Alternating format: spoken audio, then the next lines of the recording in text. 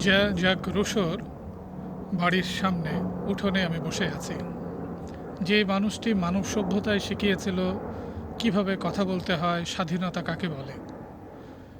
তার চিন্তা শুধু তার যে সময়কে নয়, বরং কয়েক শতাব্দী ধরে পৃথিবীকেও নানাভাবে গভীরতমভাবে প্রভাবিত করেছে।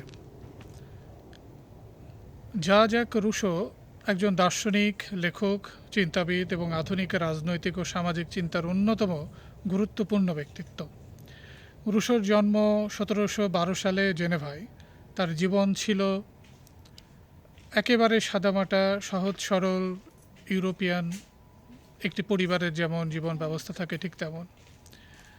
ব্যক্তিগত জীবনে নানা সংকট, দারিদ্র্য, বিতর্ক, সামাজিক বিচ্ছিন্নতার মধ্য দিয়ে, যেটা বলছিলাম যে ব্যক্তিগত জীবনে নানা ধরনের বিতর্ক, সামাজিক বিচ্ছিন্নতার মধ্য দিয়েও তিনি এমন কিছু প্রশ্ন উত্থাপন করেছেন সমাজের প্রতি বা সমাজের কাছে, যা এখনও পর্যন্ত আমাদেরকে ভাবায়।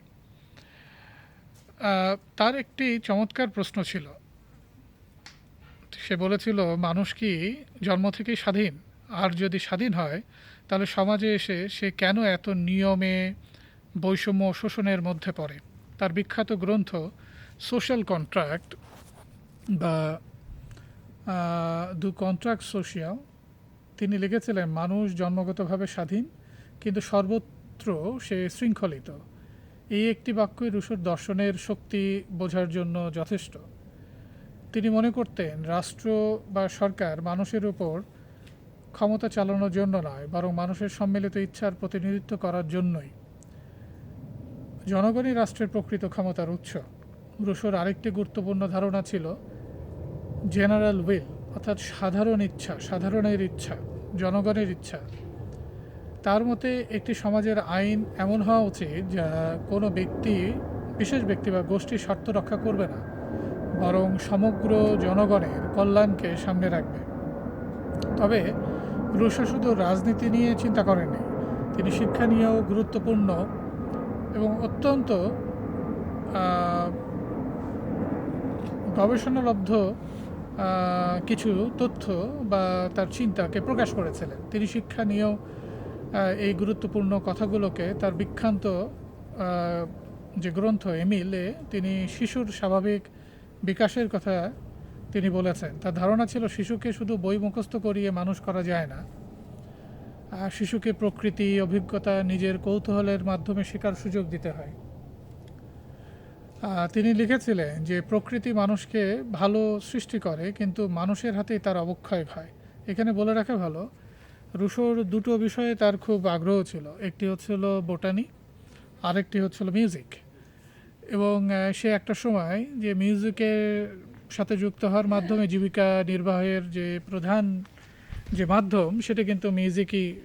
সে একটা সময় পর্যন্ত তার বন্ধুদের সহায়তায় বিভিন্ন জায়গায় লেখালেখি এবং সে নিজেও মিউজিশিয়ান হিসেবে কাজ করেছে। এবং অ্যাজ এ বোটানিস্ট হিসেবে রুশোর গুরুত্বপূর্ণ ধারণা ছিল যে সমাজ সভ্যতার থেকেও প্রকৃতি অত্যন্ত উল্লেখযোগ্য বিষয় মানব সভ্যতাকে টিকিয়ে রাখার জন্য। নৈতিক অগ্রগতির ব্যাপারে কথা বলেছে, যার যত বেশি সম্পদ, ক্ষমতা ও সামাজিক মর্যাদা আছে বা ছুটেছে, তাদের তত বেশি আমাদের সমাজের অহংকার বোধ, বৈষম্য সৃষ্টি হওয়ার একটি প্রেক্ষাপট তৈরি করে। যে কারণে রুশো আমাদের সামনে একটি অস্বস্তিকর প্রশ্ন রেখে যান, আমরা কি সত্যি উন্নত হয়েছি? তিনি বারবার বলেছে, নাকি শুধু আমাদের জীবনযাপন আরও জটিল হয়েছে? অর্থাৎ যতই আমি উন্নয়নের কথা বলছি, যত আধুনিকতার কথা বলছি, আমাদের চিন্তাশীলতার বিকাশ, সভ্যতা বিকাশ না থাকার কারণে আমরা হয়তো বা ভোগবাদী সমাজের ভিতরে প্রবেশ করছি। কিন্তু সত্যিকার অর্থে কি এটাকে উন্নয়ন বলে কিনা, মানব সভ্যতার বিকাশ কি এখানে সংগঠিত হয়েছে কিনা? তার যেটা অরিজিন অফ ইনইকুয়ালিটি বলে একটা তার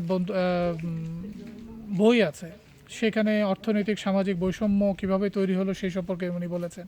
তিনি বিশেষ করে ব্যক্তিগত সম্পত্তির উত্থানকে সামাজিক বৈষম্যের একটি গুরুত্বপূর্ণ উৎস হিসেবে দেখেছিলেন, যেটা কার্ল মার্কসের পরবর্তীতে দাস ক্যাপিটাল বা অন্যান্য গ্রন্থের ভিতরে কিন্তু সেটা আমরা দেখেছি।